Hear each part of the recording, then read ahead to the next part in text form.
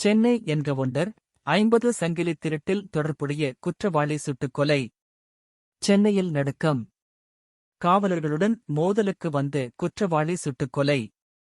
சென்னை நகரின் பல்வேறு பகுதிகளில் 50க்கும் அதிகமான சங்கிலி திருட்டு வழக்குகளில் தொடர்புடைய முக்கிய குற்றவாளி நேற்று காவல்துறையால் சுட்டுக் கொல்லப்பட்டுள்ளார். என்ன நடந்தது? காவல்துறையின் தகவலின்படி குற்றவாளி பல மாதங்களாக தலைமறைவாக இருந்து வந்தார்.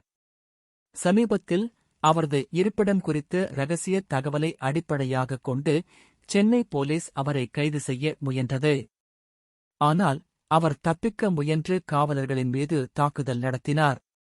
தற்காப்பிற்காக போலீசார் துப்பாக்கிச் சூடு நடத்த, இதில் குற்றவாளி பரிதாபமாக உயிரிழந்தார். அவரது குற்றச் செயல்கள்: 50க்கும் மேற்பட்ட சங்கிலி திருட்டு வழக்குகளில் தொடர்புடையவர். பெண்கள், முதியவர்கள் ஆகியோரிடமிருந்து தங்கச் சங்கிலிகள் பறித்து ஓடியவர். பல முறை போலீசாரால் பிடிபட்டும் பிணையில் வெளிவந்து மீண்டும் திருட்டில் ஈடுபட்டவர். போலீசாரின் அறிவிப்பு: இந்த சந்தேக நபர் கடுமையான குற்றவாளி. அவனைக் கைது செய்ய பல தடவை முயன்றிருக்கிறோம். ஆனால் அவன் ஒளிந்து இருந்து திருட்டுகளை தொடர்ந்திருக்கிறான்.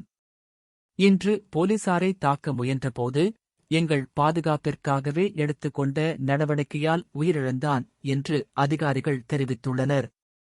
சென்னையில் பொதுமக்கள் பாதுகாப்பு அதிகரிக்கப்பட்டுள்ளதா? இந்த சம்பவத்திற்குப் பிறகு சென்னை காவல்துறை கண்காணிப்பை அதிகரித்துள்ளது. முக்கியமாக வணிக வளாகங்கள், மெரினா பீச், பஸ்கள் மற்றும் ரயில் நிலையங்களிலும் காவல் பலப்படுத்தப்பட்டுள்ளது. உங்கள் கருத்து என்ன? இந்த என்கவுண்டர் குறித்து உங்கள் கருத்து கீழே பகிருங்கள். மேலும் புதுப்பிக்கப்பட்ட செய்திகள் மற்றும் நேரடி தகவல்களுக்கு எங்களைப் பின்தொடருங்கள்.